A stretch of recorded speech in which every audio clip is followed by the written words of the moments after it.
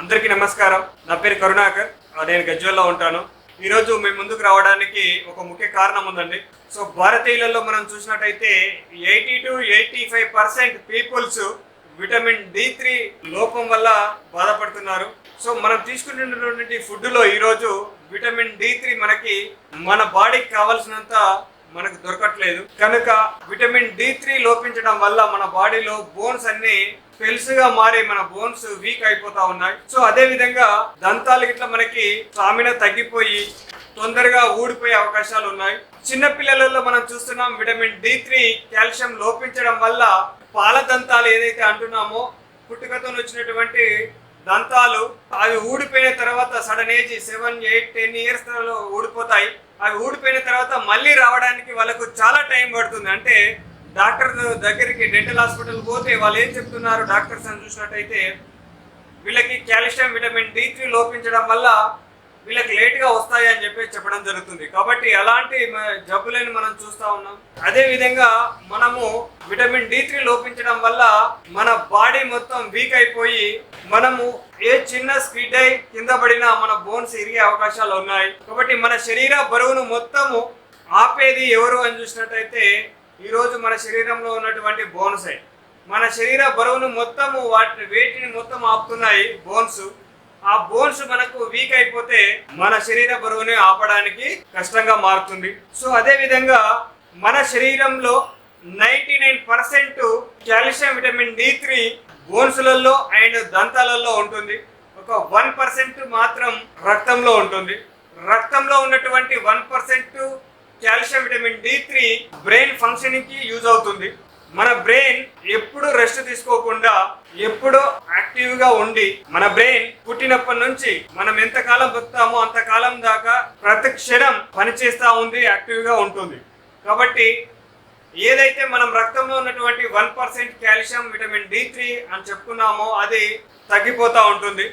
తగ్గిపోయినప్పుడు blood ఏం చేస్తుందంటే ఏదైతే మనకు 99% బోన్స్లలో దంతాలలో ఉన్నటువంటి 99% కాల్షియం ని బ్లడ్ అనేది లాగేసుకొని వాడేసుకుంటుంది. కాబట్టి ఎప్పుడైతే మనకి రోజు మినిమం మనము ఫుడ్ తో పాటు కాల్షియం విటమిన్ D3 800 నుంచి 1500 మిల్లీగ్రాముల వరకు రోజు మనం కాల్షియం ఇవ్వాల్సి ఉంటుంది ఒక శరీరానికి. కాబట్టి మనకు అది 800 నుంచి 1200, 1500 దాకా మనము తీసుకోవాల్సి ఉంటుంది. కాబట్టి అది మనం ఇవ్వట్లేదు, ఈ రోజు ఫుడ్ లో మనకు దొరకట్లేదు. కనుకనే ఈ రోజు మనకు బోన్స్ అనేది పలచగా అయిపోతున్నాయి, పెలుసు బారిపోతున్నాయి.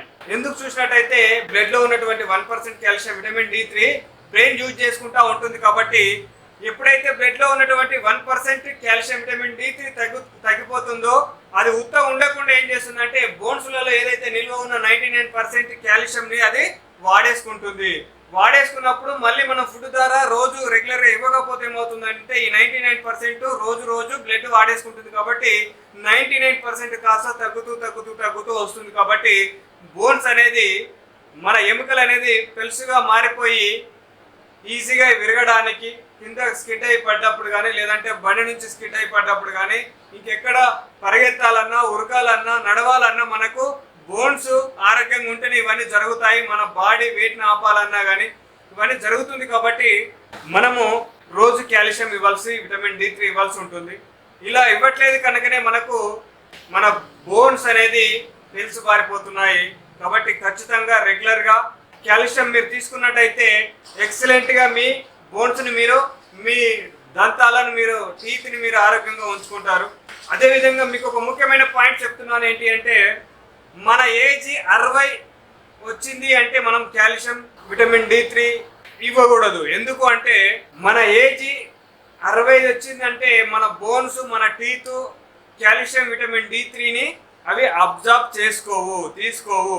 కాబట్టి ఎవరైతే 60 సంవత్సరాల కంటే బిలో ఉన్నారో, ఎవరైతే 60 సంవత్సరాల కంటే లోపు ఉన్నారో మీరు రెగ్యులర్గా కాల్షియం విటమిన్ D3 రెగ్యులర్గా తీసుకుంటే మీ బోన్స్ 100 ఇయర్స్ 120 ఇయర్స్ వచ్చేంత వరకు ఆరోగ్యంగా స్ట్రాంగ్గా ఉంటాయి. కాబట్టి మన పనులు మనం చేసుకోవాలన్నా, మన వెయిట్ మనము మన బాడీ ఆపాలన్నా, మన బ్రెయిన్ షార్ప్గా పనిచేయాలన్నా విటమిన్ D3 కాల్షియం చాలా అవసరం. కాబట్టి ఇది రెగ్యులర్గా మీరు తీసుకున్నట్టయితే ఆరోగ్యంగా ఉంటారు. కాబట్టి ఖచ్చితంగా మీరు తీసుకుంటారని ఆశిస్తూ థ్యాంక్ యూ సో మచ్.